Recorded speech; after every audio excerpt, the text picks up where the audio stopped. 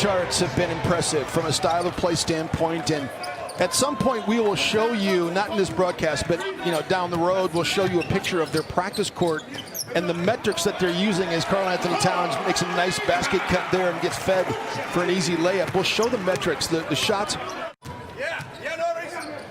Andrew Wiggins. That was not an easy shot to hit.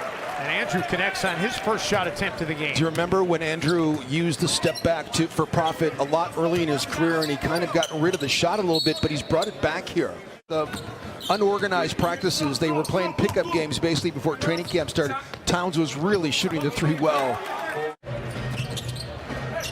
Andrew Wiggins, that's a deep three for Andrew off the front of the rim. Travion Graham working the offensive glass. Feed inside, and Willie Workman gonna have a chance for an and one.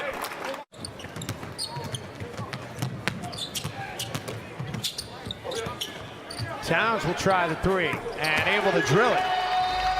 There's that man swiping the basketball, Rob Covington.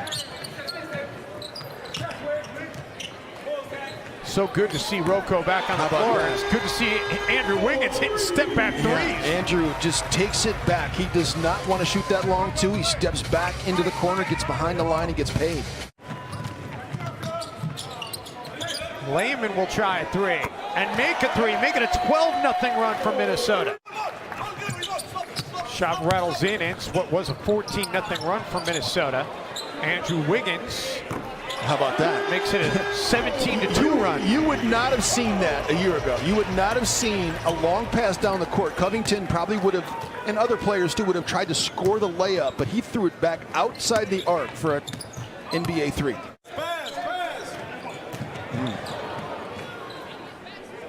Numbers as Rocco was already halfway up the floor. And it continues to be, and they need to fix that as well. Good ball movement by Minnesota. And Rocco the beneficiary. Shabazz Napier does have that same kind of, he's not quite the instinctive playmaker that Tyus Jones is, but one thing Shabazz Napier is, he's way more aggressive getting to the rim, and he's a willing shooter and scorer. No, I think that's a very fair question. I think at the end of the day, it's not as much a style as it is philosophy and where the modern NBA is and how to be efficient, how to be strategic. For us, our roster, our talent is already kind of pre-planned in that direction. You have that lies ahead. One of the things that's interesting when I went into the practice facility for the first time and saw the points per possession based on the shot selection, the efforts to acquire those type of players in your organization, and that's who we're going to be. I feel good about our young core. Having Jarrett Culver as a part of this is very important to us from a high-end two-way guy, and all of a sudden he does what he does, and you see him up close, and you go, we're going to have to extend this guy contract offer. Is identifying the player, and our coach is investing in him in player development to make him the best player he can be. How tough was the draft for you? Because you came in about a month before the draft, and you're coming in, you might not even really be familiar with. How tough of a situation was that? Dave, it's and if I would have had it my way, I would have started. It's the reality and it's the opportunity, but our staff did a great job. We executed well in the draft and in free agency. And you got, Glenn and Becky Taylor, I'm very thankful to them because they share the vision I had, and it's not about one individual. It's about the group. One person can't do this job, so they've given me the reason. You throw in Robbie Sika, who's a native Minneapolis fan and grew up cheering for this team and what he's doing for us, but you have not only good people, but a high level of passion. And what you've been able to do is simply amazing. How far along the path do you think you are in terms of implementing what you want to do to be able to make this a world-class organization? I mean, 50% down the road, 60% in your mind. He's just been so great to work with, and he's just a smart guy. And he talked about hitting the ground running. Gorgie Jang gets spoon-fed by Jarrett Culver. with all the depth in front of him now on this Timberwolves roster, as James Young able to get it go right as the buzzer sounds. You always have to stay prepared.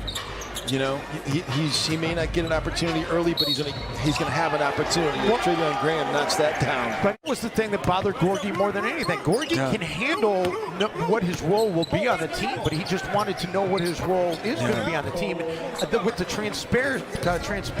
Pablo Prigioni, watching him on the court, you know, one of the things that's Josh Okogie knocks down that shot.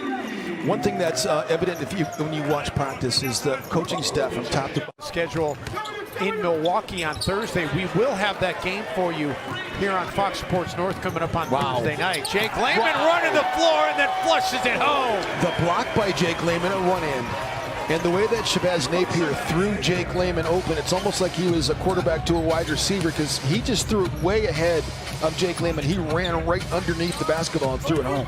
It's about with Gerson, having the confidence and knowing that the coaches want you to shoot that shot does so much. And there's a guy the Timberwolves want to see big things out of this year, Jarrett Culver. And you talk about Shabazz Napier being the backup point guard, you could see Culver handle the ball a little bit as well.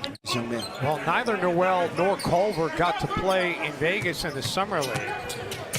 Culver didn't play because it was just a weird NBA calendar. And you know, let's be honest. I mean, the reason why you're going to watch the games and the reason why you're going to come to the games is you're going to want to see Karl Anthony Towns play. Straight up business perspective, Karl Anthony Towns is pretty important to the bottom line of the financial stability of your team. The other guy who is key is Rob Covington.